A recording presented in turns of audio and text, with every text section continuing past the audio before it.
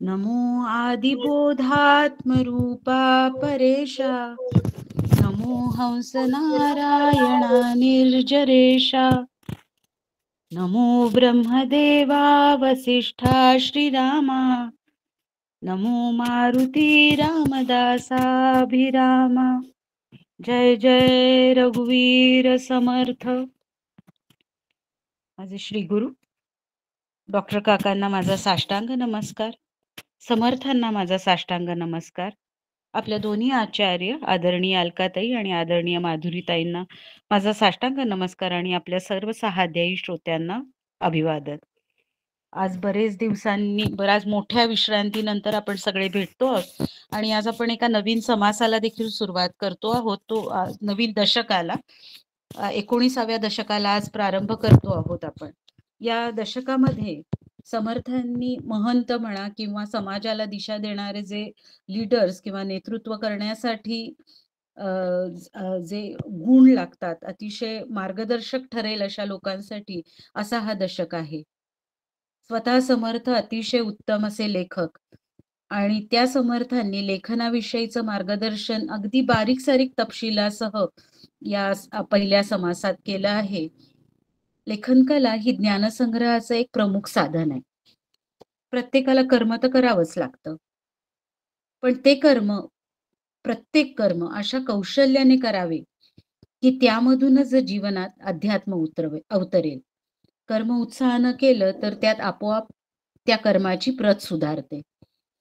पण अर्थात विवेकहीन कर्म मात्र मनुष्याच्या अधोगतीला कारण होते. त्यामुळे आपले कर्म असं असावं की त्याने जगात काहीतरी चांगले, शुभ आणि मंगल निर्माण व्हावे. लेखन क्रियेच्या निमित्ताने समर्थ उत्तम कर्माचा उपदेश करतात व तन्मयतेने कर्म करण्याने कर्म समाधी देखील साधू शकते आणि त्यामुळे अंतःकरण शुद्ध होते आणि आत्मबुद्धी उदय पावते, असं मोलाचं मार्गदर्शन या समासातून समर्थांनी आपल्या सगळ्यांना केलंय. यावरील चिंतन आज सादर करणार आहेत सौ वैशालीताई कविश्वर. मी वैशालीताईंना विनंती करते की त्यांनी सुरुवात करावी चिंतनाला. वैशालीताई. धन्यवाद. माझा आवाज येतोय? हो, येतो. शुका सारिखे पूर्ण वैराग्य ज्याचे, वसिष्ठा परिज्ञान योगेश्वराचे, कवी वाल्मिका सारिखा मान्य ऐसा, नमस्कार माझा सद्गुरु रामदासा. जय जय रघुवीर समर्थ. सर्वप्रथम मी माझ्या सद्गुरूंना वंदन करते, दोन्ही आचार्यांना वंदन करते, इथे जमलेल्या सर्व श्रोत्यांना वंदन करून आजच्या चिंतनाला मी सुरुवात करते. आजच्या माझ्या चिंतनाचा जो समास आहे तो दशक 19 मधील समास 1 म्हणजे लेखन क्रिया निरूपण. या आधीचं जे दशक होतं त्यामध्ये समर्थांनी अनेक प्रकारचे विषय हाताळले, म्हणून त्याला बहुजिन्सी दशक असं म्हटलं होतं. त्यात त्यांनी माणसाचं जीवन सर्वांगाने समृद्ध व्हावं यासाठी प्रपंच आणि परमार्थ याचा समतोल कसा साधावा त्यासाठी उपयोगी असणाऱ्या अनेक गोष्टी समर्थांनी आधीच्या 10 समासात अगदी खोलवर सांगितल्या. हा दशक शिकवणीचा दशक आहे. लोकसंग्रह करू इच्छिणाऱ्या महंताने काय काय करावे याचा वस्तुपाठ देणारा हा दशक आहे. समाजातील लोकांना संसार नीट करायला शिकवणे, नीती धर्माचे आचरण करायला लावणे, उत्तम व्यक्तिमत्वाचा आदर्श ठेवणं, परोपकारात सदैव तत्पर असणं, नेहमी विवेकानेच निर्णय घेणे, नेहमी गोड बोलून लोकप्रिय होणे, जनसमूहाला भक्तिमार्गाने स्वरूप सन्मुख बनवणे, एकांत आणि लोकांत यांचा समतोल राखून कार्यसिद्धीस नेणे, समाजाची अत्यंत आपुलकीने काळजी वाहणे आणि त्यांचा सर्वांगीण विकास होण्यासाठी उपाययोजना करणे, तसेच विद्वत्ता, वक्तृत्व, उत्तम वर्तणूक इत्यादी गुण महंताच्या अंगी असावे आणि सतत प्रयत्न हेच असावेत की सगळा समाज सुखी व्हावा. त्यासाठी प्रयत्न असे की आधी केले मग सांगितले. आता समाजाला सुखी करायचे म्हणजे काय, तर समाजाला उत्तम गुणांचा अंगीकार केल्याशिवाय दुर्गुण पालटत नाही. म्हणजे मनुष्यात सद्गुणांची पोतडी भरली की दुर्गुण आपोआप बाहेर येणार आहे. आता या समासाकडे वळूया. ऍज द नेम इंडिकेट्स, काय याच्यामध्ये तर लेखन क्रिया निरूपण हा समास अभ्यासताना समर्थांनी किती बारीक सारीक गोष्टींचा विचार केलाय हे लक्षात आलं. म्हणजे व्यक्तिमत्व विकासाच्या दृष्टीने एक उत्तम व्यक्ती म्हणून समाजात वावरताना त्याचं अक्षर कसं असावं हे, की जेणेकरून अक्षरावरून सुद्धा माणसाचं व्यक्तिमत्व ओळखता यावं. म्हणजे आजकालच्या भाषेत म्हणावं तर ग्राफॉलॉजी. खरं तर ग्राफॉलॉजी ही 18व्या शतकात आली, पण समर्थांनी त्याच्या कितीतरी आधी आपल्याला ही सांगितली होती. अक्षर कसं असावं तर सुंदर, वळणदार, वाटोळे, वेटोळे, मोकळे, सरळ असावे. ते काळे कुळकुळीत असावे आणि लिहिलेल्या ओळी अशा दिसाव्या की जणू काय त्या मोत्यांच्या माळाच आहेत. प्रत्येक अक्षर नीट असावे. प्रत्येक शब्दात सारखे अंतर असावे. काने, आडव्या मात्रा देखील नीट असाव्या. रफार, वेलांटी हे नीट असावं. ग्रंथ लिहिताना अक्षरांचा काळेपणा, टाकांचा टणकपणा, अक्षरांची वळणे ही पहिलेपासून शेवटपर्यंत एकसारखी असावी. आता पुढे ओवी क्रमांक 6 ते 9 पर्यंत अक्षर कसे नसावे या संदर्भात समर्थाने सांगितलंय. जसे की ओळीला ओळ लागू नये, रफाराने मात्रेचा छेद करू नये, अक्षरांचा खालच्या ओळीला स्पर्श होऊ नये, अक्षर लांबट असू नये, शिशाने पानावर रेघा आखाव्यात, त्यावर ठरलेली शब्दसंख्याच लिहावी. सर्व ओळींमध्ये अंतर सारखेच असावे. ओळी खूप दूर किंवा खूप जवळ नसाव्यात, जेणेकरून काही शोधायचे असल्यास अडचण पडू नये लिहिण्यामध्ये आणि शोधूनही चूक सापडू नये. यासाठी सहज आठवलं म्हणून एक सांगते. कॉलेजमध्ये असताना शुद्ध लेखनावर एक सर सांगत होते की जर तुम्ही छान वाफाळलेला भात खात आहात, छान आंबेमोहर तांदळाचा सुगंध, त्यावर साजूक तूप टाकून तुम्ही भात खात आहात, पण दर घासागणी जर खडे लागले तर भाताचा आनंद कसा घेणार? त्याचप्रमाणे सुंदर अक्षर जरी असले तरी त्यात ऱ्हस्व दीर्घाच्या अनेक चुक्या असतील तर त्याही भातातल्या खड्याप्रमाणेच आपल्याला त्रास देतील. समर्थांनी अगदी लहान वयातील मुलांनी कसे लिहावे हेही सांगितले आहे की हाताला अक्षरांचे वळण लागावे म्हणून फार जपून लिहावे. पुढे समर्थ लेखन साहित्य कसं असावं याचं वर्णन करतायत की चांगला घट्ट कागद असावा, तो काळजीपूर्वक नीट खळावा, नाना प्रकारचे सामान जवळ असावे. समर्थांनी या समाजात खरं तर ग्रंथ लिहिण्याची लेखन प्रक्रिया सांगितली आहे. त्यामुळे समर्थकालीन लेखन साहित्याबद्दल ओवी क्रमांक 15 ते 17 याबद्दल सांगितले. जसे की सुऱ्या, कात्र्या, समास, फळ्या, खळ, भोटा, खळ लावण्याचा ब्रश, चाकूला सुरीला धार करण्याचे दगड, कागद गुळगुळीत करण्यासाठी, कागद घोटण्यासाठी साहित्य, तसेच अनेक देशातून बोरू मागवावेत. त्यापैकी जे घट्ट, टणक, बारीक आणि सरळ असतील ते वापरावे. बोरूची टोके तोडण्यासाठी टाक तोंडणी असावी, पट्ट्या असाव्यात. ओळी आखण्यासाठी ग्रंथ सुंदर दिसावा म्हणून अनेक प्रकारची चित्रे काढावीत, कलाकुसर करावी. पुढे 18व्या ओवीत समर्थ म्हणतात, हिंगुळ संग्रही असावे, वाळले आळीते पाहोन घ्यावे, सोपे भिजवली वाळवावे, संग्रह मसीचे. आता या ओवीचा अर्थ मला समजत नव्हता. हिंगुळ हा शब्द काय असावा, म्हणून हिंदी दासबोधातील हीच ओवी वाचली. ती ओवी अशी की सुखाया रंगीला कपास होना, सुखाने को साहित्य रखना, कपड़े के टुकड़े रंग भिगोए, रखे अपने पास जमाए. त्यामुळे अर्थ चटकन लक्षात आला की तत्कालीन लेखन साहित्य कशा प्रकारे होते. नाना प्रकारची शाई संग्रही करण्याची ही पद्धत. 19व्या ओवीत आता जेव्हा ग्रंथास शेवटाकडे येतो तेव्हा शेवटी काय लिहावे तर इतिश्री लिहावे आणि ग्रंथ लिहून झाल्यावर तो चांगल्या प्रकारे बांधावा. त्यासाठी अनेक प्रकारचे गोफ किंवा रेशमाचे विणलेले दोरे, ग्रंथ बांधण्यास अनेक प्रकारची वस्त्रे, शेंद्री रंगाचे मेण कापड, पेट्या, कुलपे वगैरे साधने संग्रही असावे. त्या काळी ग्रंथ हे पुस्तक रूपात नव्हते, ते सुटी पानं असत. तर अशा पद्धतीने ग्रंथ लिहिताना अक्षर कसं असावं, अक्षर कसं नसावं, लेखन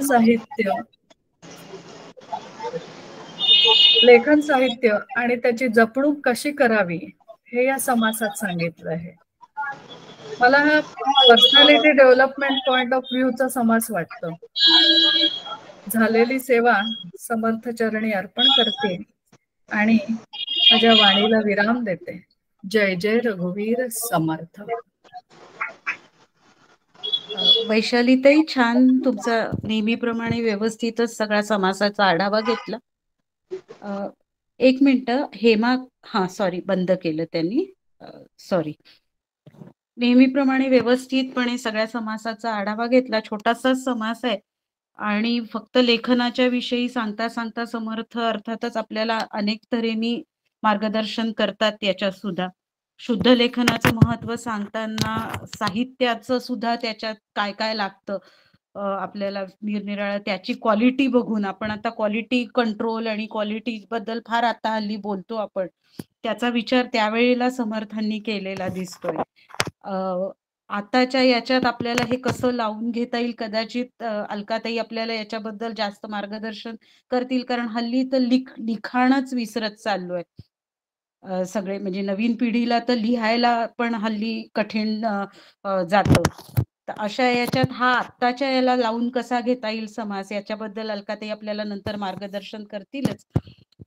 त्या तुम्ही आणि हिंगुळ्याचा जो उल्लेख करताना मला वाटतं तुमच्या वडिलांचं हिंदी दासबोध वडिलांनी लिहिलंय ना, त्याचा संदर्भ दिला तुम्ही, आणि त्याच्यामुळे आम्हाला पण सगळ्यांना तो अर्थ छान उलगडला त्या हिंगुळ्याचा. असे काही काही शब्द आपल्या आता प्रचलित नसल्यामुळे खरंच काही समजतच नाहीत. छान झाला तुमचा आजचा चिंतन. यानंतर जो आजचा अभ्यासाला आपला दुसरा समास आहे तो आहे विवरण, एक मिनिट, विवरण निरूपण. हा एक महंत किंवा नेत्याने समाजाला मार्गदर्शन करावे, पण त्याचं आचरण देखील अनुकरणीय असावं आणि ते विवेकशील आणि नीतिमंतेला धरून असेल तरच ते अनुकरणीय होतं. बोले तैसा चाले त्याची वंदावी पाऊले, हे समर्थांनी स्वतःच्या उदाहरणातूनच समाजाला दाखवून दिलेलं आहे. समाजाला शहाणे करण्यासाठी एकट्या व्यक्ती किंवा छोट्या छोट्या संघटित समूह असो त्यांच्याशी संपर्क करावा लागतो आणि त्यातून समूहाचे संघटन कसे करावे व टिकवावे, उत्तम मूल्यांचा प्रसार कसा करावा, कार्याला गती कशी द्यावी, याविषयीचे मार्गदर्शन या समासात केलेलं आहे.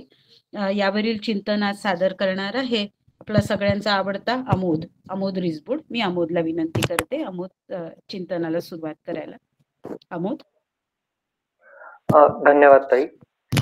गुरुर्ब्रह्मा गुरुर्विष्णू गुरुर्देवो महेश्वरः, गुरु साक्षात परब्रह्म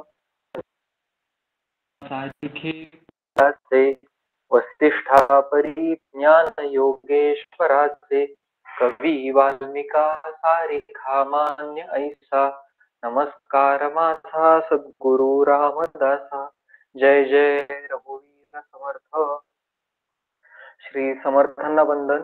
आपले दोन्ही आदरणीय आचार्य, आदरणीय अलकाताई आणि आदरणीय माधुरी मावशी, दोघांनाही वंदन. आणि आपण सर्व सहअध्यायी श्रोते, आपण सगळ्यांना नमस्कार करून ह्या 19व्या दशकातील दुसऱ्या समासाचं काही चिंतन करायचा आपण प्रयत्न करूया. समर्थांच्या एकंदर त्यांचं जे ध्येय होतं, त्यांचं जे कार्य होतं, त्याची जी आणि आपल्या समर्थ संप्रदायाची चतुसूत्री जी समर्थाने त्याच्यातून आकाराला आली त्यांनी आपल्याला सांगितली. त्याच्यातलं पहिलंच सूत्र असं आहे की मुख्य हरिकथा निरूपण. हरिकथेचं निरूपण हे आपल्या संप्रदायाचं मुख्य अंग आहे. पुढे चतुसूत्रीतच म्हणजे 11-5 या समासात समर्थ पुढे म्हणतात फेडावे नाना आक्षेप. आणखीन एका ठिकाणी म्हणतात, आपल्याला सगळ्यांना ती परिचित ओवी आहे की शहाणे करून सोडावे बहुतजन. आपल्याला जितकं काही माहिती आहे ते अनेकांपर्यंत पोचवावं, अभ्यासे प्रगट व्हावे. ह्या ओवी चरणांमधून समर्थांना एकच सांगायचं आहे की लोकसंग्रहासाठी आपल्याकडचं ज्ञान, कुठलं ज्ञान ते आपल्याला या समासात कळणार आहे. आपल्याकडचं ज्ञान, आपल्याकडची माहिती ही त्या महंताने, त्या धर्मप्रसारकाने सगळ्यांपर्यंत न्यायची आहे, सगळ्यांना वाटायची आहे. आता जेव्हा माझ्यावर विवरण करण्याची, अध्यात्माचं, हरिकथेचं, राष्ट्रधर्माचं विवरण करण्याची जबाबदारी जेव्हा त्या महंतावर येते, तेव्हा त्याची मानसिकता कशी असावी हे सांगणारा विवरण निरूपण हा समास आहे. विवरण कसे करावे याच्यात हा विचार नाहीये. समर्थांनी इतर जे काही समास आहेत, कीर्तन लक्षण असेल किंवा कवित्व कला निरूपण, त्याच्यात कसं लिहावं, कसं बोलावं, की पाल्हाळ लावू नये किंवा कसे त्याच्यात संगीताचा अंतर्भाव असावा, त्याच्यात कसे दृष्टांत असावेत, हे सगळ्याचं मार्गदर्शन तिथे केलंय.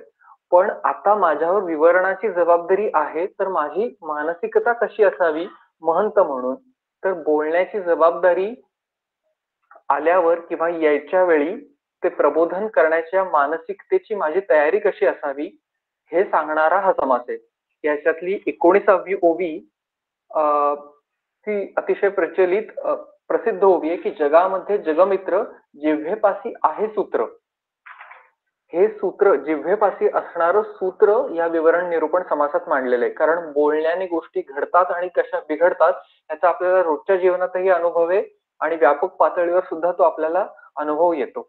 म्हणून हा समास आपल्या आदरणीय अलकाताई जसं म्हणतात की एखाद्या वक्त्याचं बोलणं ही श्रोत्यासाठी श्रवण भक्ती घडली पाहिजे, त्याच्यावरती श्रवण सक्ती झाली नाही पाहिजे, असं अगदी आपल्याला थोडक्यात म्हणता येईल. पहिल्याच ओवीत श्री समर्थ कसं सांगतात बघा त्या महंताला की मागा बोलिले लेखन भेद, आता ऐका अर्थभेद, नाना प्रकारीचे संवाद समजून घ्यावे.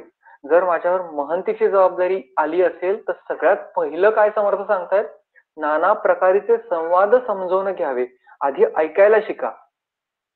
विवरण करायचंय म्हणजे काही 4 बुकं वाचली आणि त्याच्यावर मी निरूपण करायला सुरुवात केली, माझी प्रवचन सुरुवात केली असं नाही. आधी संवाद समजून घ्या, म्हणजे आधी ऐका. आधी मोठ्या लोकांचे संवाद ऐकायला शिका, ते कसं बोलतायत ते ऐकायला शिका. कारण जिव्हेपाशीचं असणारं सूत्र जर चुकलं तर सगळा समुदाय किंवा संग्रहाचं आपलं जे ध्येय आहे ते बिघडून जातं. त्यामुळे नव्या अभ्यासकाने सगळ्यात आधी ऐकायचंय, मोठ्या प्रवचनकारांचं ऐकायचंय, ग्रंथ वाचायचे. पुढच्या सोबत ते समर्थ म्हणतात की नाना शब्दाचे शब्दभेद जाणून पाहावे. शब्दभेद म्हणजे विविध तऱ्हेचं लेखनाचे प्रकार. म्हणजे आपल्याला माहितीये की आचार्यांनी खंडन मंडनात्मक ग्रंथ लिहिलेले आहेत, तर ते तसे ग्रंथ आपल्याला वाचले पाहिजेत की मानसिकता दरवेळी आपल्याला सरळसोटच प्रश्न आपल्या समोर येईल असं नाही. त्या ग्रंथांमधून कसे उलटसुलट प्रश्न विचारले होते तरी माझ्या सिद्धांतावरची माझी दृढ बुद्धी ठेवून त्याला उत्तर देणं, ह्याची कला मी विकसित केली पाहिजे. नाहीतर श्रवण सक्ती ज्याला म्हणतो की गीतेचे 2 अध्याय मी अभ्यास केले तर लगेच मला क्लास काढायची खुमखुमी निर्माण होते, तर ही नाही झालं पाहिजे. हे पहिल्याच 2 ओव्यातून आपल्याला समजून येतं. 3ऱ्या ते 6व्या ओव्यांमध्ये आपल्याला समर्थांची एक ओवीचं चरण घेऊन ह्याचं सारांश काढता येईल. 3 ते 6 ओव्यांचा. समर्थ एका ठिकाणी म्हणतात, वक्ता असावा साचार अनुभवाचा. वक्त्याला अनुभवाचं बोलणं करता आलं पाहिजे, वक्त्याने अनुभवाचंच बोलणं केलं पाहिजे असं इथे समर्थ सांगतायत. काय म्हणतात समर्थ, प्रवृत्ती अथवा निवृत्ती प्रचिती विण अवघी भ्रांती. प्रचिती नसता प्रवृत्तीपर किंवा निवृत्तीपर कोणी प्रपंचातली शंका घेऊन आलं महंताकडे किंवा अध्यात्मातली घेऊन आलं तर प्रचिती विण अवघी भ्रांती. उगाच काहीतरी समाधान करून दिलं किंवा उत्तराला उत्तर दिलं असं होता कामा नाहीये. प्रचिती विण, प्रचिती असली पाहिजे. जे माझ्या आयुष्यातले अनुभव असतील किंवा अध्यात्मातले मी श्रवण आणि वाचन केलेल्यातल्या गोष्टी, त्या माझ्या अनुभवाच्या पातळीवर आत्मप्रचिती मी घेतली पाहिजे आणि मगच ते उत्तर दिलं पाहिजे, हे इथे समर्थ आपल्याला सांगतायत. हे तर समजून उत्तर देणे, 6व्या ओवीत समर्थ काय म्हणतात, हे तर समजून उत्तर देणे, दुसऱ्याचे जीविते समजणे. फार आपल्याला ग्राउंडेड समर्थांनी इथे करून ठेवलेलं आहे. माझ्यावर जर महंतीची विवरणाची जबाबदारी आली तर पुन्हा एकदा त्या मोठ्या आसनावर बसायला मिळतं, समोर माईक असतो, एक ज्या 5 शास्त्रात ईषणा सांगितल्या आहेत, म्हणजे आस, पुत्रेषणा, दारेषणा, वित्तेषणा, तशी हल्लीच्या काळात एक मायकेषणा पण झालेली की माईक हातात आला की सोडवतच नाही. हे तर समजून उत्तर देणे. कोणी प्रश्न विचारला की आयता श्रोता सापडलाय, त्याला कशी श्रवण सक्ती करू, असं नाही. म्हणजे आपल्याला नेमका प्रश्न कळून येत नाही आणि आपण काहीतरी उत्तर देतो, मग ती व्यक्ती म्हणते नाही नाही मला असं नाही, असं विचारायचंय. एक उदाहरण सांगतो की मला अशा थोर ज्ञानी व्यक्तींचा सहवासाचं सौभाग्य लाभलं.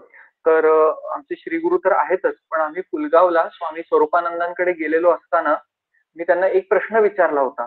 तर आपल्या मनात बघा, साधक म्हणून किंवा कुठल्याही तऱ्हेचा प्रश्न असेल, मनात आपल्या खूप विचार असतात आणि तेव्हा आपण अशा महनीय व्यक्तीला काही प्रश्न विचारतो.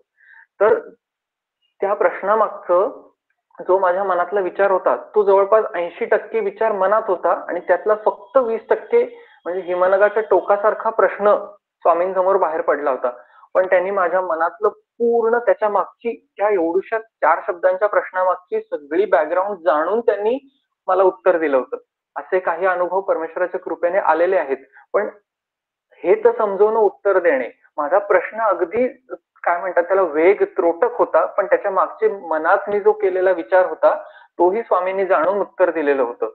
त्यामुळे इथपर्यंत आपलं अंतःकरण गेलं पाहिजे. कोणी प्रश्न विचारते लगेच उत्तर दिलं घाईकुतीने, काय त्याला नक्की काय विचारायचे ते समजून न घेता तोडके मोडके प्रश्न विचारले तरी हे तर समजून उत्तर देणे, हे त्या स्थिर बुद्धीच्या महंताचं लक्षण आहे.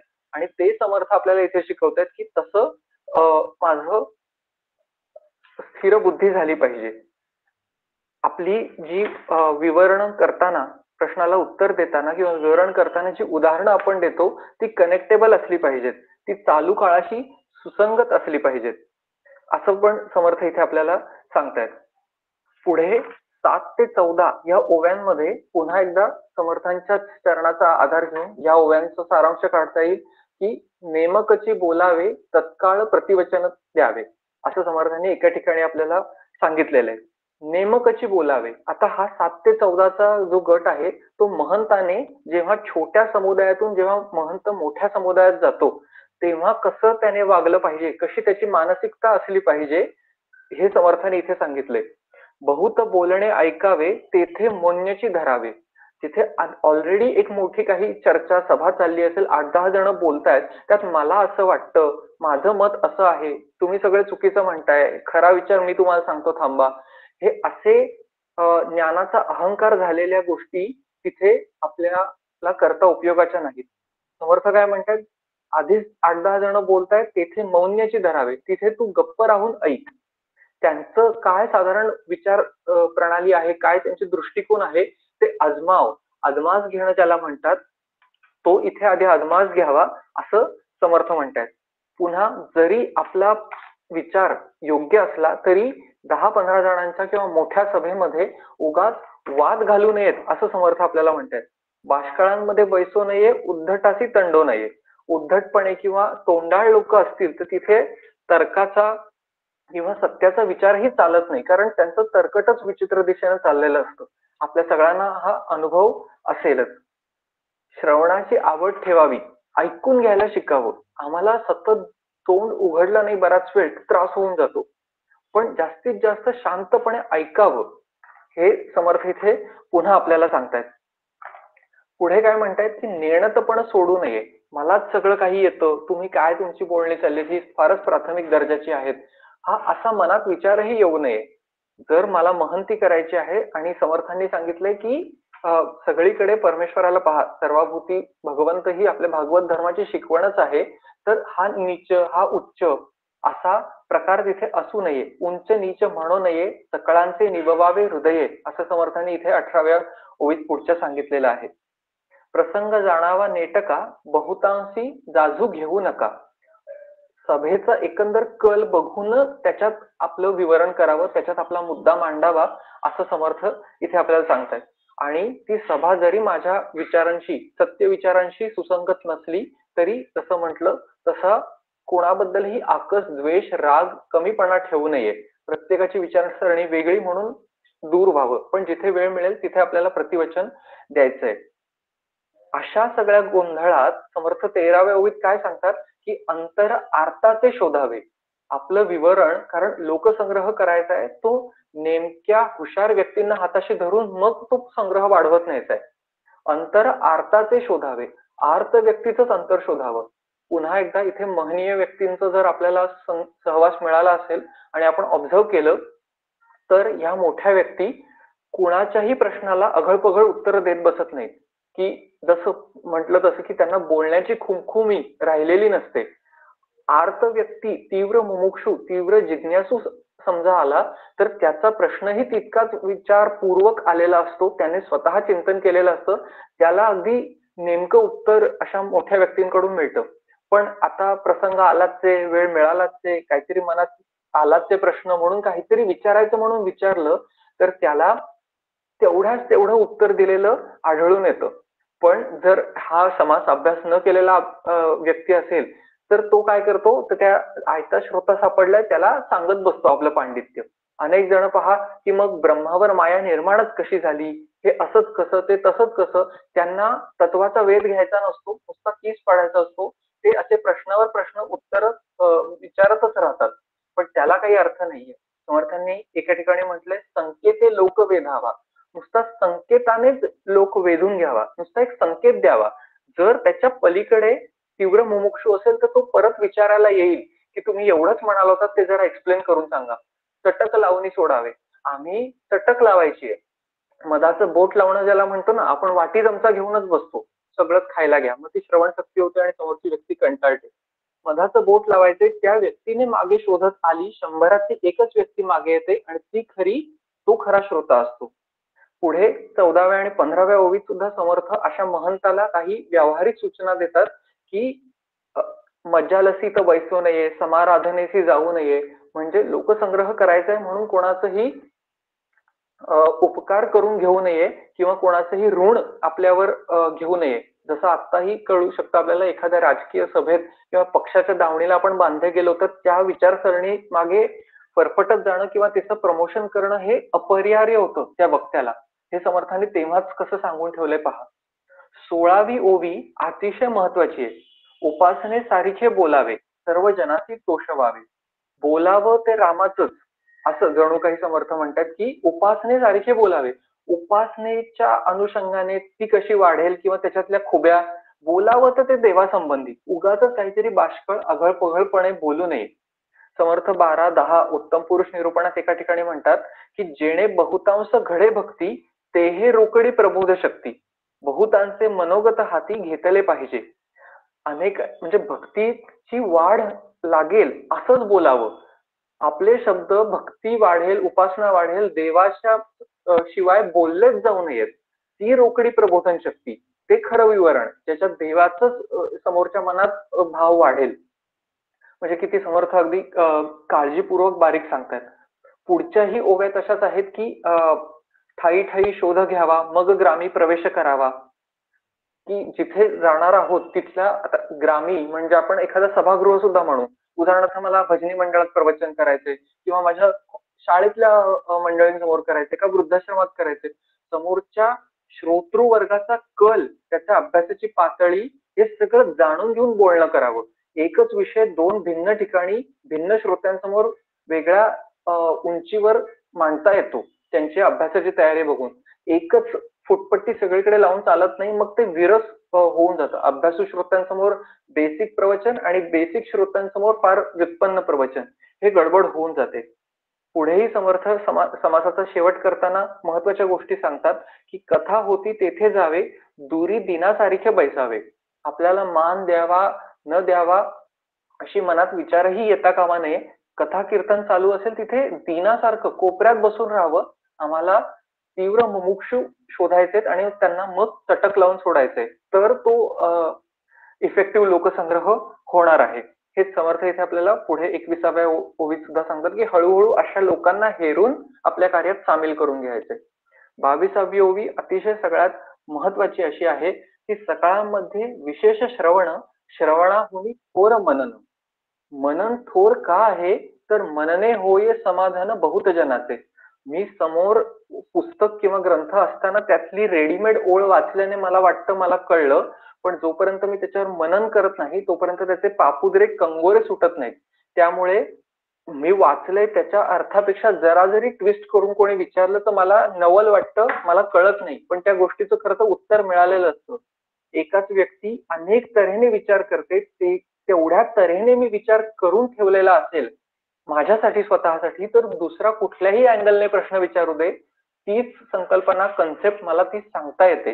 म्हणून मनन फार गरजेचं आहे. आणि ह्याच्यात गर्भित अर्थ असा आहे की जर मला मनन करायचं असेल तर तोंडावर लगाम घातला पाहिजे, कारण बोलणं आणि मनन एका वेळी कसं होईल. मला मनन खूप करायचं असेल तर माझी बडबड कमी झाली पाहिजे. आणि हा सगळा धूर्तपणा आम्ही करून लोकसंग्रह करावा असं समर्थ इथे सांगतात. थोडक्यात आपलं बोलणं, आता मी प्रवचन करतो, मी कीर्तन करतो, हे वाक्य प्रयोग मराठीत ठीक आहेत, पण समर्थाने सांगितलंय ना आपल्या नवविधा भक्तीत की देवाबद्दल बोलणं ही कीर्तन भक्ती आहे. माझं प्रवचन, कीर्तन, विवरण ही कीर्तन भक्ती झाली, तर माझं ऐकणं, त्या महंताचं ऐकणं हे श्रोत्यासाठी श्रवण भक्ती होईल, नाही तर ती श्रवण शक्ती होईल. हे लक्षात ठेवून आपण बोलणं करावं. जय जय रघुवीर समर्थ. अमोद, छान. म्हणजे ते वेगळं काही सांगायची गरज नाही, नेहमी छान असतं. आणि तुझ्या याच्यातनं नेहमीच एक वेगळा पर्स्पेक्टिव्ह आणि वेगळी नजर मिळते समासाकडे बघण्याची. कारण आता सुद्धा नुसत्या याच समासातल्या ओव्यांवर मर्यादित न राहता तू दासबोधातल्या अनेक वेगवेगळ्या समासांमधल्या याला अनुषंगिक आणि आधारभूत अशा अनेक ओव्यांचा आधार घेतलास आणि अतिशय छान पद्धतीने तो समास उलगडून सांगितलास सगळा. नेमकं इथे विवरण याविषयी न बोलता विवरण कर्त्याची किंवा वक्त्याची मानसिकता कशी असावी याविषयीचं हे अतिशय नेमकेपणाने तू सांगितलंस. आणि सबंध सगळं श्रवण मननाचं महत्व आणि मनन करताना आपल्या जिभेवर ताबा असावा, म्हणजे तुमचं बोलणं कमी करावं, हाही महत्वाचा मुद्दा सांगितलास. छान झालं. बहुधा माधुरीताई नाही जॉईन झाल्या. मी अलकाताईंना विनंती करते की अलकाताईंनी आम्हाला या दोन्ही समासांवर मार्गदर्शन करावं. अलकाताई. हा, नमस्कार. समर्थांच्या चरणी साष्टांग वंदन. परमपूज्य डॉक्टर काकांना साष्टांग वंदन करते. सगळ्यांना नमस्कार करते आणि हा चिंतन कर. माधुरीता नाही येते, मला कल्पना नाही, मला वाटलं माधुरीताई बोलणार आहे म्हणून मी म्हणत आज त्या उशिरा जॉईन होणार होत्या, तर अजून झाल्याच नाहीयेत बहुधा. ओके, चालेल, घेते. मी सुरुवात करते की मीही बऱ्याच दिवसांनी आले, कारण म्हणजे गेल्या वेळेला होते पण काही ना काही कारणामुळे सतत व्यस्तता असल्यामुळे जमलं नाही. पण बऱ्याच दिवसांनी पहिला समास जो आपला 19व्या दशकातला पहिला बघितला, वैशालीताईंनी घेतलेला, तर लेखन निरूपण जे आहे ते खूप छान आहे. म्हणजे एकंदर मुळामध्ये तो समाज जेव्हा आपण असं वाचतो तेव्हा आपल्याला असं एक सहजिकच मनात येऊन जातं की हा समास विद्यार्थ्यांसाठी लिहिलेला आहे. म्हणजे दासबोधाच्या अभ्यासामध्ये सुद्धा पदाच्या मध्ये आहे की विद्यार्थ्यांसाठी लिहिलेला समास कोणता आहे, तर तो आहे. कारण समर्थ त्या ठिकाणी म्हणतात ज्याचे वय आहे नूतन त्याने लिहावे जपून म्हणून. पण लहानपणापासून चांगली सवय लावून घेणं हा त्याच्या मागचा उद्देश आहे. परमपूज्य डॉक्टर काकांनी चिंतनिकेमध्ये एक फार सुंदर वाक्य ह्या लेखन क्रिया जो समास आहे ना त्याच्याविषयी दिले. ते असं म्हणतात की समर्थ रामदास हे साक्षरता प्रसार मोहिमेचे आद्यतम प्रवर्तक म्हणावे लागतील. म्हणजे साक्षरता मोहीम तेव्हा नव्हती, पण समर्थांनी किती मोठ्या प्रमाणामध्ये केलेली आहे की वाचता आलं पाहिजे, लिहिता आलं पाहिजे, ग्रंथ असे तयार झाले पाहिजेत. त्यावेळेला ग्रंथ नाही, पोथी आहेत, पण ते पोथी जर तयार करायची असतील तर त्याच्यासाठी लिखाण अतिशय महत्वाचं होतं. आणि म्हणून लेखन उत्तम असलं पाहिजे. समर्थ दासबोधातच सांगतायत असं नाही. बघा, समर्थांच्या इतर रचनामध्ये सुद्धा समर्थ म्हणतात, दिसा माझी काही तरी ते लिहावे, प्रसंगी अखंडित वाचित जावे, गुणश्रेष्ठ उपवास त्यांचे करावे, बरे बोलणे नीच शोषित दावे. याचा अर्थ काहीतरी लिहिणं जे आहे ना ते कुठेतरी अपेक्षित आहे.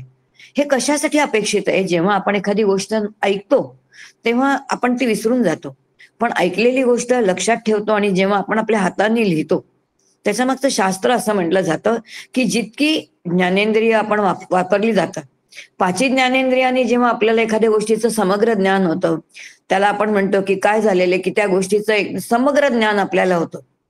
आणि ते कुठेतरी लिहिण्याने होतं. म्हणजे ऐकलेलं आहे, डोळ्यांनी पाहिलेलं आहे, आणि मग त्यानंतर वाचलेलंही आहे. आणि जेव्हा हाताने लिहितो तेव्हा तो विषय लिहिणं म्हणजे अक्षर वाङ्मयात जाणं. आणि अक्षर वाङ्मयामध्ये काय आपण चुका लिहित नाही, निदान तिथे तरी बिनचूक लिहिण्याचा प्रयत्न करतो.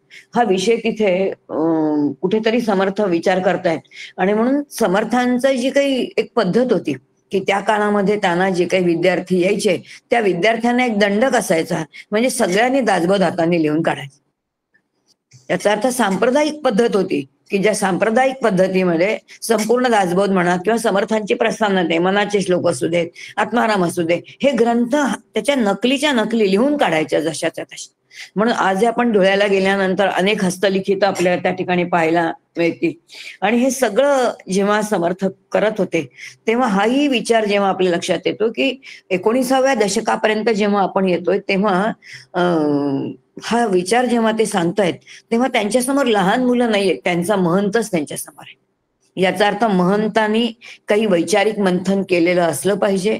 जे वैचारिक मंथन केलेलं असेल ते विचार परिपक्व झाले असतील तर ते कागदावरती उतरतील, आणि असे उतरलेले असतील तर ते कसे लिहावे. कारण बरेच वेळेला असं होतं बघा, एक शिक्षिका म्हणून आता मगाशी वैशाली त्यांनी उल्लेख केला की शिक्षिका काय असतात. शिक्षकांना असा अनुभव येतो की जेव्हा एखादी गोष्ट आपल्याला व्यवस्थित माहिती असते तेव्हा अक्षर स्पष्ट आणि सुस्पष्ट येतं. पण जेव्हा माहित नसतं ना तेव्हा इतकं गिचकिड गिचकिड करून लिहितो विद्यार्थी, लिहितो ते गिचकिड गिचकिड करून लिहिलं, एकावरती एक अक्षर त्याची आली की लक्षात समजूनच जातं की हा विषयाच्या बाबतीत अतिशय कन्फ्युज आहे, याला सुस्पष्ट विषयाचं आकलनच झालेलं नाही. इंग्रजी भाषेच्या सारखाने आपल्याला खूप असं लक्षात येतं, स्पेलिंग बरोबर नसेल, ग्रामर आलं नाही की ते किचकिच किचकिच किचकिच लिहून टाकतात. याचा अर्थ एकावरती एक ज्याला आपण म्हणतो अक्षर लिहिणं, जवळ लिहिणं, चुका करणं, हे का घडतं? कारण का तर विचारांची सुस्पष्टता नाही. आणि अशी विचारांची जर सुस्पष्टता असेल तर लिखाण अतिशय उत्तम होईलच. आणि तेच व्हायला पाहिजे अशी समर्थांची अपेक्षा आहे. कारण त्यांचा तसा त्यांना महंत घडवायचंय आणि त्या घडणाऱ्या महंताला ते सांगतात. आता मग अशी असं उल्लेख केला की आता हळूहळू लिखाणाची काय झाले की सराव कमी होत झालाय, काही झालं तरी पण कितीही तुम्ही कॉम्प्युटर आणले, काही आणले तरी सुद्धा लिखाणाला पर्याय. परीक्षा तर तुम्हाला शेवटी लिखाणच आहे आणि ते तुम्हाला लिखाणामधूनच येईल. याचा अर्थ जे काही आपल्याला ठाऊक आहे, जे ज्ञान आहे, ते जे आहे ते प्रगट होण्याचं आपल्याकडे साधन म्हणजे लेखन आहे. मराठी वाङ्मयामध्ये लेखनाला किंवा आपण जेव्हा शुद्ध लेखनाचं सुंदर अक्षर याचं महत्व काय आहे असं सांगताना एक छान विधान आहे. ते विधान असं आहे की आपल्या व्यक्तिमत्वाचा सुंदर आरसा म्हणजे आपलं अक्षर. आपलं अक्षर जर अतिशय स्वच्छ सुस्पष्ट असेल, व्यवस्थित मोठं, अगदी बारीक असेल, दिसायला त्रास, आता त्याच्यावरती पूर्ण अभ्यास जर केला, आता तो एक वेगळा अभ्यासाचा विषय आहे. बारीक बारीक अक्षर म्हणजे अत्यंत कंजूस वृत्ती आहे, पण तेच अगदी टपोरी अगदी मोठं अक्षर असेल तर वृत्ती पण उदार असते. याचा अर्थ अक्षरावरती किती गोष्टी आपल्या अवलंबून आहेत. या सगळ्या गोष्टी कुठेतरी त्या महंतांनी समजून घेतल्या पाहिजेत. आणि समजून घेतल्यानंतर ते जर त्यांनी आपल्या मध्ये उतरवलं पाहिजे. नाही तर बरेच वेळेला असं होतं की आपलं अक्षर कसं तरी असतं, पण निदान कळल्यानंतर तरी व्यवस्थित आपल्याला ते जाणीवपूर्वक लिहिता आलं पाहिजे. पूर्वी पत्रलेखनाच्या निमित्ताने सराव होता, निबंध लेखनाच्या निमित्ताने सराव होता. आता पेपरच्या वेळेलाच मुलं बिचारी लिहितात, एरवी त्यांना लिहायला मिळत नाही. पण ते शेवटी लेखन क्रिया जी आहे ती आयुष्यामध्ये अखंड चालू असणारी अशी आहे. बरे ते कालबाह्य जरी झाली तरी सुद्धा लेखनाला पर्याय नाही असं नाही. कारण अजूनही नोकरीच्या ठिकाणी जायचं असेल तर तुम्हाला एक तुमचा अर्ज तरी लिहिता आला पाहिजे. दुर्दैवाची गोष्ट अशी असते, दिसते आपल्याला की डबल डिग्री म्हणजे पोस्ट ग्रॅज्युएशन असतं पण साधं अर्ज लिहिताना सुद्धा कुठे काय लिहायचं माहिती नसतं. तारीख कशी लिहायची ही माहिती नसते. घराचा पत्ता कुठून लिहायचा असतो, कुठूनही लिहायला सुरुवात करतो. म्हणजे पहिले घराचा नंबर असतो, मग त्या बिल्डिंगचं नाव असेल, मग गल्लीचं नाव असेल, मग एरियाचं नाव असेल, मग गावाचं नाव असेल, मग राज्याचं नाव. आता हा जो क्रम आहे ना लेखनाचा, ह्याला काहीतरी दंडक आहे. हे दंडक जोपर्यंत आपण समजून घेत नाही तोपर्यंत मला वाटतं ते नेमके कायपणाने काय आहे ते कळणार नाही. आणि कुठेतरी समर्थांचा महंत हा समाजामध्ये जाणार आहे, तो विद्यार्थ्यांमध्ये जाणार आहे, तो तरुणांमध्ये जाणार आहे, तो ज्याला म्हणतो आपण गृहस्थाश्रमी त्यांच्यामध्ये जाणार आहे, तो वानप्रस्थांमध्ये जाणार आहे. आणि सगळ्यांसाठी जाणाऱ्यांसाठी, सगळ्यांसाठी सर्व काही असेल तर असं त्याचं लिखाण पाहिजे की ते सगळ्यांना वाचता आलं पाहिजे. आणि म्हणून ते टपोर असावं, मग त्याच्यावरती रेघ व्यवस्थित असावी. ह्या ज्या काही सगळ्या सूचना आहेत त्या सगळ्या सूचना त्यासाठी आहेत. आणि त्यामुळे तो केवळ लेखकांसाठी म्हणजे लहान मुलांसाठी नसणारा समास आहे, पण आपल्या व्यक्तिमत्वाचा एक आरसा आपल्या लेखनातून सहजच दिसून जातो. जसं आपण म्हणतो शेतावरून भाताची परीक्षा, तशा त्या अक्षरावरूनच कळून जातं की एक आपला स्वभाव कसा असेल, किती आतला गाठीचा असेल किंवा किती सुस्पष्ट असेल. हा सगळा विचार जेव्हा आपण समर्थांचे विचार बघतो तेव्हा आपल्याला लक्षात येतात. वैशालीताईंनी पण खूप छान त्याचा आढावा घेतलेला होता. नंतर दुसरा समास जो आहे, बरं माधुरीताई येत आहेत का? येणार नाहीत, अजून नाही जॉईन झाल्या, होणारच नाहीत बहुधा मग जॉईन. ठीक आहे, मग मी थोडं 1-5-10 मिनिटं घेते चालेल ना? ओके. आपला 19-2 जो आहे तो विवरण निरूपण आहे. विवरण ह्या शब्द समर्थाने खूप छान म्हणजे आवडता बरं का शब्द आहे. काही समर्थांचे शब्दच आवडीचे.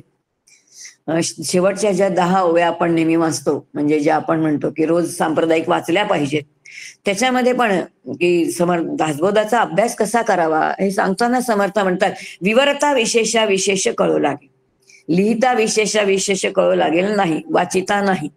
याचा अर्थ वाचून आणि लिहून कळणार नाही. विवरण करणं याचा अर्थ जे आपल्याला समजलंय ते मुखाने बोलणं. आता त्या समासाच्या नावावरूनच कळेल की विवरण निरूपण करायचं म्हणजे समजावून सांगायचं. आणि काय समजावून सांगायचं की आपले झालेले परिपक्व विचार दुसऱ्याला जर समजावून सांगायचे असतील तर ते अत्यंत सोप्या भाषेमध्ये सांगायला पाहिजेत. आणि ही समर्थांची अपेक्षा आहे, कारण समर्थ त्यांचा महंत घडवत आहे. महंत घडवण्यासाठी एक मानसिक तयारी लागते. नाहीतर मलाच माहितीये, मलाच बोलवा, बाकीच्यांना काय करायचंय असं नाही. की माझ्या समोरचा तरुण आहे आणि समर्थांचं वैशिष्ट्य असं आहे की त्यांचे सगळे महंत जे ते टीनेजर म्हणजे युवाच आहेत. आणि ते असल्यामुळे महंत करावे तरीच महंत म्हणवावे, किंवा समर्थ करावे तरीच समर्थ म्हणवावे. ही जी समर्थांची आपण ह्या ओव्या बघतो त्या ओव्यामध्ये त्यांनी केवळ सांगितलेलं नाही, त्यांनी ते तसं केलेलं आहे. आणि असं केलेलं असताना एक खूप छान मुद्दा आता आमोदनी सांगितलं. आमोदचं निरूपण खूपच सुंदर झालं, कारण त्याला दासबोधाची खरं सांगायचं तर मी त्याला नेहमी म्हणते की त्याच्यावरती समर्थांची खूपच कृपा आहे, कारण तो दासबोधाची मनापासून समर्थांची सेवा करतो. आणि त्यामुळे त्याचं निरूपण अतिशय एक वेगळ्या उंचीचं म्हणा किंवा त्याच्या विचारांची दिशा मूलगामी विचार आहेत आणि ते समर्थांना नेमके काय सांगायचे तो बरोबर धरतो. याही समासामध्ये त्यांनी तो विचार बरोबर धरलाय. त्यांनी एक सुंदर विचार त्या ठिकाणी मांडला की श्रवण पुष्कळ करा आणि श्रवण केल्यानंतर मगच महंत जो आहे त्यांनी आपलं वाणी आहे ती उघडली पाहिजे. खूप अतिशय महत्वाचं आहे. आपण आपले जे देवघर बघितलं त्या देवघरामध्ये असणारा गणपती, त्या गणपतीचं मूर्तीचं जेव्हा आपण उपासना करतो किंवा शास्त्रशुद्ध जेव्हा एखाद्या आपल्या उपासनेची चिकित्सा आपण करतो, त्या चिकित्सेमध्ये त्यांनी म्हटलं की गणपतीच्या मूर्तीचे फक्त थोडी चिंतन करा. काय आहे की त्याचे कान मोठे आहेत म्हणजे आपण श्रवण भरपूर केलं पाहिजे. त्याचे कान सुपासारखे, त्याचा अर्थ सूप जे पाहिजे ते ठेवतं, नको ते टाकतं. याचा अर्थ आपण जे श्रवण करतो तेव्हा त्याच्यामध्ये सुद्धा विवेक शक्ती असली पाहिजे. ग्राह्य काय आहे आणि त्याज्य काय आहे हे समजलं पाहिजे. पुढे गेलं तर त्याचं भलं मोठं पोट आहे. याचा अर्थ जे आपण वाचलेलं आहे, जे श्रवण केलेलं आहे ते सगळं तिथे आतच ठेवायचंय, लगेच बोलायला सुरुवात करायची नाही. तात्काळ बोलायला सुरुवात करणं याचा अर्थ कमावलेला पैसा लगेच खर्च करायला सुरुवात करणं असं शास्त्र म्हणतं. म्हणून काही काळ ते जपून ठेवावं लागतं, पोटात साठवून ठेवावं लागतं. मग जशा लहान मुलांच्या, नातेवाईकांच्या चुका, प्रमाद सुद्धा आपल्याला पोटातच ठेवायचे, तसं मिळालेलं ज्ञान सुद्धा पोटातच ठेवायचंय. हे कोणाकडून आपण शिकतो? गणपतीच्या मूर्तीकडून बरं.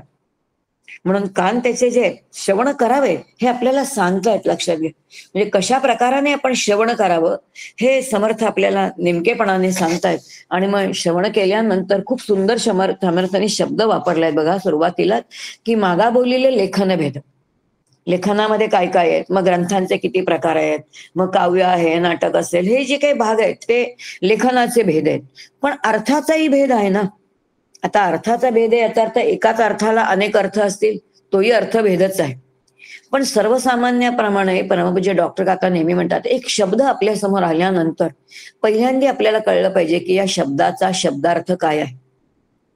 एक शब्दार्थ आहे, एक वाच्यार्थ आहे, एक लक्षार्थ आहे आणि एक गूढार्थ आहे. याचा अर्थ एका शब्दाचे 4 प्रकारचे अर्थ असू शकतात. जसं आपण अनेक वेळेला बघितलं की आई आपल्या पोराला म्हणते, जा रे मेल्या मर. आईला त्या पोराने मरायचं नसतं, त्या मोराने पुष्कळ जगलं पाहिजे असं तिला वाटत असतं. पण लाडाने ती म्हणते तू मेल्या मर. याचा अर्थ शब्दशः अर्थ तो मेल्या मर आहे का, घ्यायचा आहे का आपल्याला? त्याचा लक्षार्थ काय आहे तो आपल्याला घेतला पाहिजे. गूढार्थ समजून घ्यायचा असेल तर तो काय आहे, आपल्याला वेदांकडे जावं लागेल. 3 प्रकारचे अर्थ आहेत. वेदातल्या रोचांचा अर्थ जेव्हा आपण समजून घ्यायला जातो, अर्थभेद आपण बघतोय बरं का. वेदांमध्ये असं म्हणले की वेदांमधली प्रत्येक रुचा जी आहे त्याचा एक जेव्हा आपण वाच्यार्थ म्हणजे जेव्हा वाचतो आणि आपल्याला कळतो, तो साधारण धार्मिक आहे किंवा समाजाला अनुकूल असा असणारा एक आहे. मग त्याचा जर आपण लक्षार्थ व्हायला गेलो तर तो आध्यात्मिक आहे, त्याच्यामध्ये काहीतरी साधन सांगितलेलं आहे. पण त्याचा गूढार्थ कोणता असेल, तो वेदातली प्रत्येक रुचा हे भौतिक शास्त्राचं एक सूत्र आहे, जे संपूर्ण विज्ञानाचं सूत्र आहे. मग ते धातूंचं असेल, ते जलचक्राचं असेल, ते सूर्याचं असेल, ते चंद्राचं असेल, ते वनस्पती शास्त्राचं असेल, ते खगोलशास्त्राचं असेल, पण ते सूत्र आहे, त्याला गूढार्थ म्हणतात. असे अर्थभेद जे आहेत ते समजून घेतले पाहिजेत आणि मग संवादामधून सुद्धा ते कळू शकतील. जर आता हा महंत असेल तर महंताने कोणाच्या सहवासात राहिलं पाहिजे, तर त्यांनी जे ज्ञानी, याचा अर्थ त्यांनी त्यांच्या सद्गुरूंच्या सहवासामध्ये त्यांच्याकडून ह्या सगळ्या गोष्टी समजून घेतल्या पाहिजेत. आणि जेव्हा समजून घेतले जातील तेव्हा लक्षात येईल की जे विवरण करणं आहे किंवा पुढचं जे काम त्यांना दिलेलं आहे, की आपल्या गुरुपरंपरेतून आलेले सांप्रदायिक जे विचार आहेत ते सांप्रदायिक विचार पुढील पिढीमध्ये किंवा इतरांना संक्रमित करण्यासाठी ते पहिल्यांदा आपल्याला तर कळले पाहिजेत. म्हणजे मारुतीबुवा नेहमी एक गमतीने छान सांगायचे, ते म्हणायचे समर्थ संप्रदायाची एक लाडकी ओवी, आणि ती लाडकी ओवी म्हणजे कोणती आहे की आधी प्रपंच करावा नेटका मग घ्यावे परमार्थ विवेका. आता ही समर्थ संप्रदायात सांप्रदायिक दृष्ट्या समजून घ्यायचं असेल तर कसं घ्यायचं हे सगळ्यांना का आवडतं, कारण आपण आधी प्रपंच करतो आणि मग वया म्हणून आपण जेव्हा रिटायर होतो तेव्हा आपण दासबोध वाचायला घेतो. मी माझ्या सकट सांगते, मी तेव्हाच दासबोध वाचायला घेतो. हे आपलं वर्णन आहे. पण बुवा म्हणाले की समर्थ संप्रदायाची जेव्हा ही ओवी आहे, संप्रदायाचा दासबोध हा मुख्य ग्रंथ आहे, तेव्हा समर्थांना अपेक्षित काय आहे?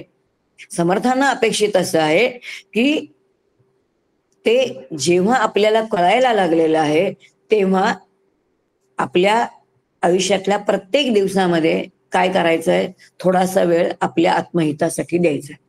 आता असा विचार आपण करून घेऊ शकतो का? किंवा आपण येथेच अन्न जेवणे, उरले ते अन्न वाटणे, परंतु वाया दवडणे हा धर्म नव्हे. आपण ते अन्नालाच लावतो. आणि समर्थांना मात्र असं वाटतं की ते ज्ञानाच्या संदर्भात आहे, आधी ज्ञान मिळवलं पाहिजे आणि परिपूर्ण मिळाल्यानंतर ते वाटलं पाहिजे. ती जी म्हणजे विवेक समर्थ सांगतात 12व्या दशकातला, तोच विचार पुन्हा समर्थ आपल्याला इथे सांगतायत. आणि मग हे सगळं कशासाठी? कारण तो महंत जेव्हा समाजामध्ये जाईल, काही युवांपुढे जाईल, कधी तरुणांपुढे जाईल, कधी आणखीन कोणापुढे जाईल, तेव्हा त्यांना काही शंका येणार असणार पाहिजेत. आणि जेव्हा शंका येतील तेव्हा त्याची उत्तरं देता आली पाहिजेत. तीच आली नाहीत तर. आणि म्हणून पुन्हा समर्थ त्या महंताला एका ठिकाणी सांगतात बघा, अभ्यासे प्रगट व्हावे नाहीतरी झांकोनी असावे. याचा अर्थ जर आधी व्यासपीठावरती जाऊ नका, पण जायचं असेल तर कसं जावं, निदान काय करावं, अभ्यास करूनच जावं. की अगदी म्हणजे ज्याला म्हणतात ओव्हर कॉन्फिडन्सने जाऊ नये की आम्हाला सगळं काही येते, आम्हाला जमते, असं नाही होणार ना. कारण संतांची वचनं जी आहेत ती समजून घेण्यासाठी काही बुद्धीची सूक्ष्मता आहे, त्यांची काही कृपा आपल्याला वाटते संपादन करून घ्यायची आहे. आणि जर कृपा संपादन करून घ्यायची असेल तर समर्थ पुढे म्हणतात उपासनेचा जोर पाहिजे. याचा अर्थ उपासना सांगायची असेल, याचा अर्थ जो कोणी सांगणारा आहे त्यांचा महंत आहे त्यांनी काही उपासना केली पाहिजे की नाही. समर्थांच्या ग्रंथाचं लिखाण ही त्याची कायिक उपासना असली पाहिजे, ते त्याचं कायिक तप आहे. हे कायिक तप म्हणून जेव्हा आपण बघू ना तेव्हा आपल्याला त्यातले काही विचार समजते. पुढचे आणखीन एक खूप सुंदर होईल बघा, की आता ज्याचा उल्लेख केला, दुसऱ्याच्या जीवीचे समजणे. दुसऱ्यांना काय समजायचे ते आधीच कळणे. आपण म्हणतो संतांकडे गेलो की आम्हाला विचारायच्या आधीच आमच्या प्रश्नांची उत्तरं मिळावी. दुसऱ्यांचे जीवीचे समजणे याचा अर्थ दुसऱ्यांना समजून घेणे. आणि दुसऱ्यांना आपण केव्हा समजून घेऊ शकतो की जेव्हा समोरचा सुद्धा माझ्यासारखाच आहे, तो माझा आहे असा जेव्हा भाव येईल. अक्का नेहमी म्हणायच्या की दुसऱ्यांच्या जीवीचे समजण्यासाठी, लाडकी उभी होती बरं का अक्कांची, अक्का नेहमी म्हणायच्या की हे समजून घेण्यासाठी एखादा साधक किंवा भक्त भाविक कसा असला पाहिजे, तर त्याला आत्मस्वरूप कळलं पाहिजे आणि म्हणून आत्मा आत्म्यात घालावा. माझी जी काही सुखदुःख आहेत ती सगळ्यांची आहेत ही जर जाणली तर दुसऱ्याच्या जीवीचं काय आहे ते समजणार आहे. आणि मग आपण काय येईल तर योग्य ती उत्तरं देऊ. समर्थ महंताला सांगतायत की बाबा रे तुला चातुर्याचं हे लक्षण आहे, याचा अर्थ हे सगळं समजून घे. कसं समजून घ्यायचं बरं, दुसऱ्याच्या अंतरंगातलं समजून घ्यायचं असेल कसं समजलं जातं बरं, केव्हा समजलं जाईल बघा. आता अमोदने एक दृष्टांत दिला की परमपूज्य स्वामी स्वरूपानंदांच्या चरणी गेल्यानंतर त्याला विचारावंच लागलं नाही, स्वामींनी सगळी उत्तरं आधी दिली. परमपूज्य काकांकडे मंदातांकडे गेल्यानंतर ही अनुभूती काय येते, कारण ह्यांच्या अंतरंगामध्ये अखंड परमात्म्याच्या नामाचा संग असल्यामुळे, शाश्वत तत्वाशी नित्य संग असल्यामुळे ह्यांचं मन हे व्यष्टी मन न राहता समष्टी मन होतं, विश्वमन होतं. आणि जेव्हा विश्वमन होतं तेव्हा सगळ्यांची दुःख ही त्यांना आपलीच दुःख वाटतात आणि सगळ्यांचे सुख हे आपली सुख वाटतं. आणि त्यामुळे आपल्या अंतःकरणात आलेले विचार त्यांना सांगावेच लागत नाहीत, कळूनच जातं. कारण झालेलं अंतःकरणाचं विश्वमन. क्षणकाल जर आपली अत्यंत सत्वगुणामध्ये वृत्ती गेली तर आपल्याला असा अनुभव येतो, गाडीत बसलोय, रिक्षात बसलोय, एखादं जनावर रस्त्यावरती आपल्या गाडीच्या खाली आलं, गाडीत बसणारे आपण किंचाळतो, कारण त्या जनावराचं दुःख आपण आपल्या अंतःकरणावरती आरोपित करतो. का घडतं, जेव्हा वृत्ती सत्वगुणामध्ये आहे तेव्हा वृत्ती विश्वमनाशी तदाकार झालेली असते.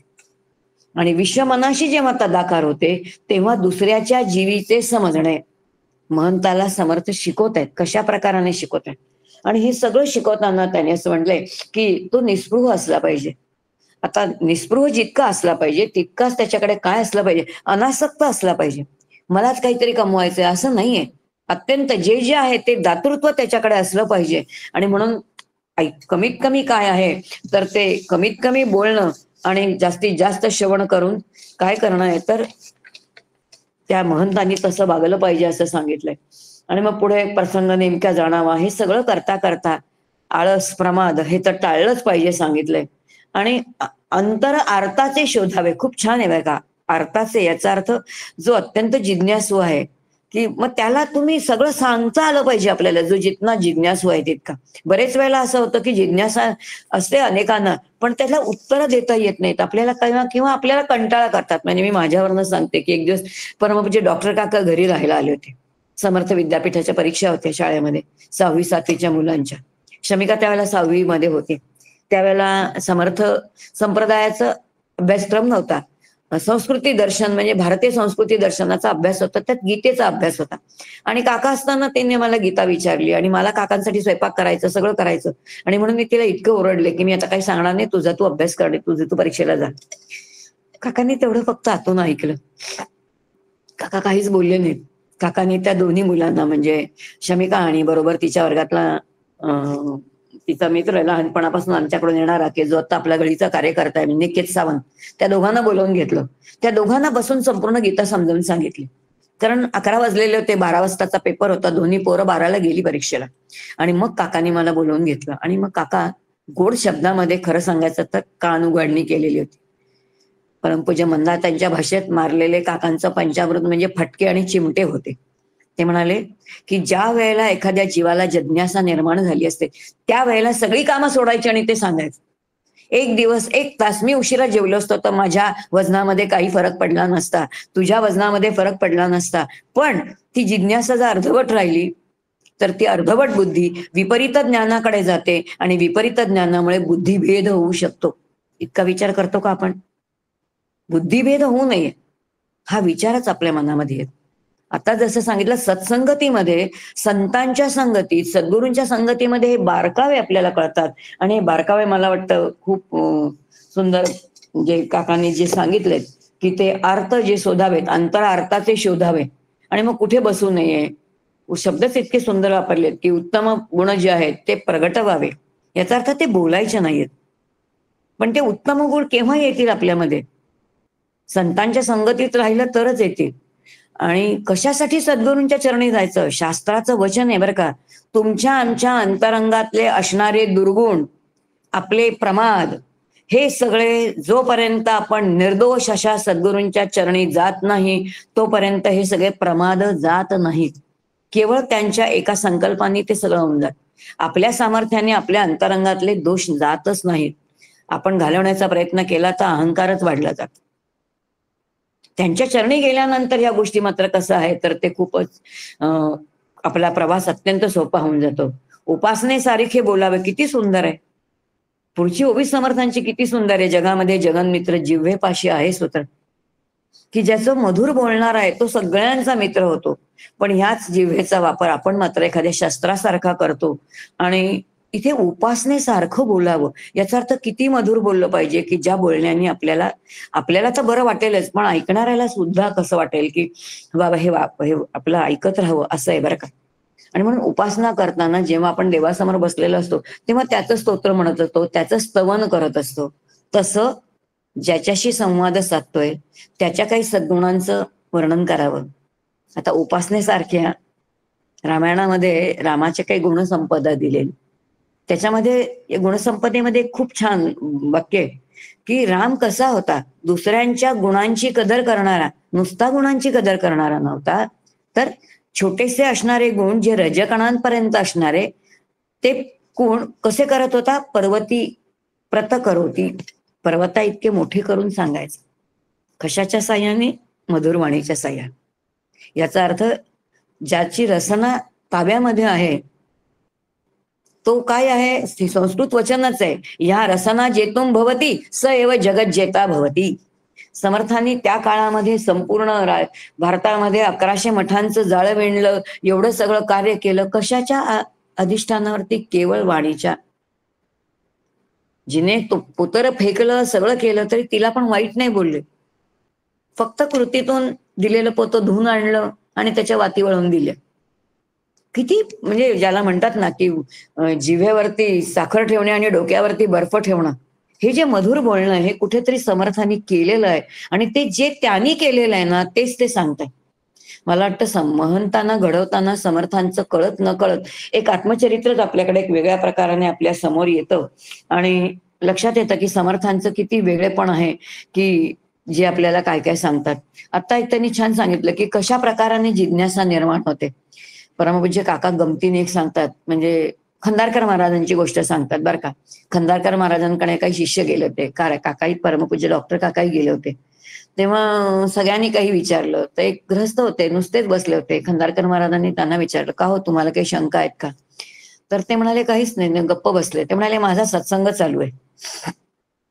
खंदारकर महाराज बोलत होते, ते गृहस्थ ऐकत होते आणि ते महाराजांना म्हणाले माझा सत्संग चालू आहे. महाराज काहीच बोलले नाहीत, हसले.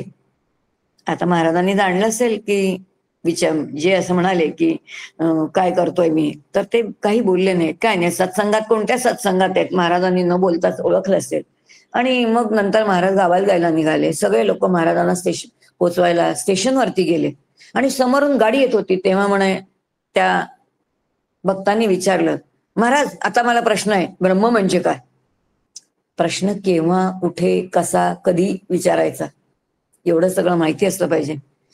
खंदारकर महाराज फक्त हसले म्हणे आणि ते म्हणाले समोरून येते ना गाडी त्याला ब्रह्म म्हणतात, असं म्हणाले आणि गाडी चढून निघून गेली. याचाच अर्थ काय आहे की म्हणाला तो की मी चिंतन करतोय, चिंतनशीलता होती का? चिंतनशीलता नव्हती. श्रवण कदाचित घडलं असेल, मनन घडलेलं नाही.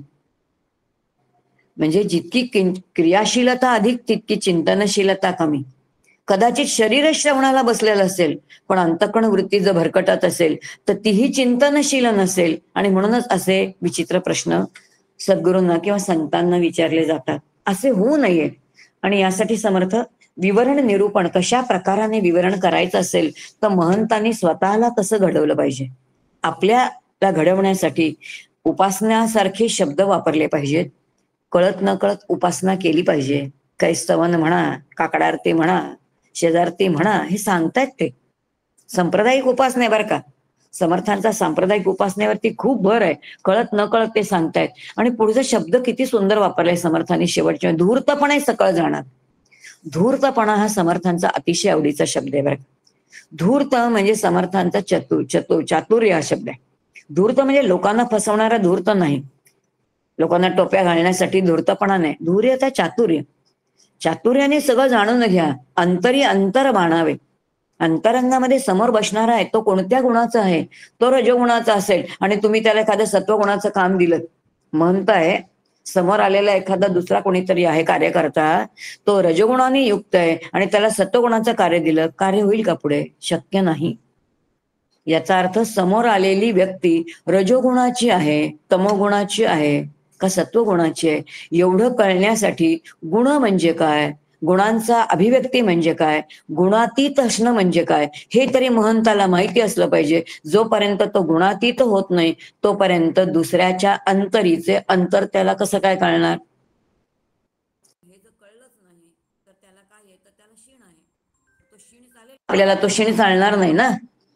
आणि म्हणून समर्थ किती सावधपणे त्यांच्या जो शिष्य आहे की जो आता महंता या पदावरती आरूढ होणार आहे, त्या आरूढ होण्याच्या अगोदरच, जसं विभीषण राजा होण्याच्या आधीच रामाने विभीषणाला विभीषण गीता सांगितली, तसं समर्थ त्यांच्या शिष्याला महंतपदी आरूढ होण्याच्या आधीच सगळा बोध कसं कार्य करावं याचं करतायत.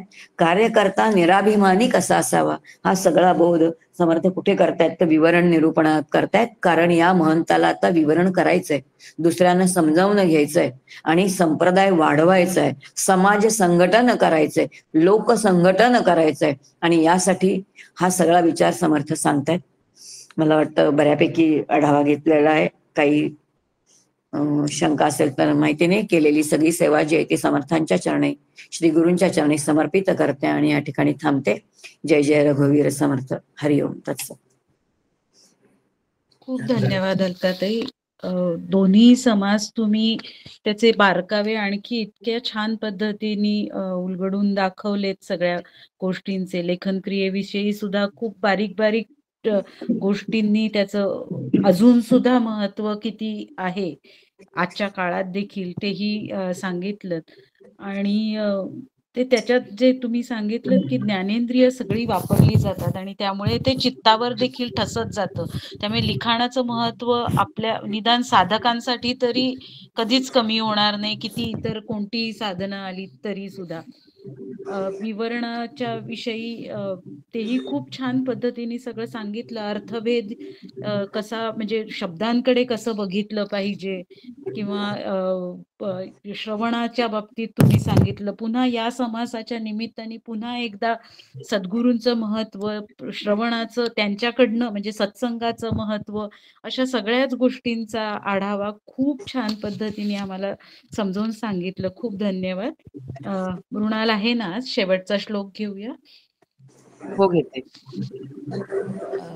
भावी पूर्ण कृपा गुरो मजवरी, प्रार्थित भावे तुला, वारी सर्व अरिष्ट नेऊनिलया, संमोह जो वाढला, अज्ञानांध जनासी मुक्त करुणी, शांतीपदी बैसवी, विनती हीच असेल मागत तुझे, भक्ती तुझी ही हवी.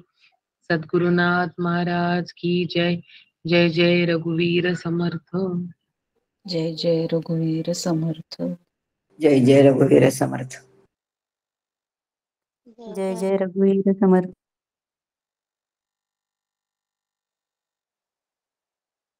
जय जय रघुवीर समर्थ. समर्थ.